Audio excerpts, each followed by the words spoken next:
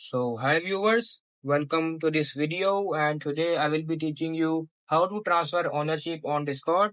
So just let's start. First open up your Discord application, then click on your server name, then click on server settings, then scroll down a bit and click on members tab. After clicking on members tab, just search the member you want to send your membership to. Like I am sending the membership to Muzi, so I will just click on these three buttons and I will click on transfer ownership option. After clicking on it, I will just check mark this option and I will transfer the ownership. And as you guys can see, ownership has been transferred to Muzi. So just let's check audit logs. And as you guys can see, pass ownership to Muzi. So that's how you guys can easily transfer ownership on Discord to anyone. And that's it. Discover the secrets to mastering Discord server creation and board development with our comprehensive step-by-step course.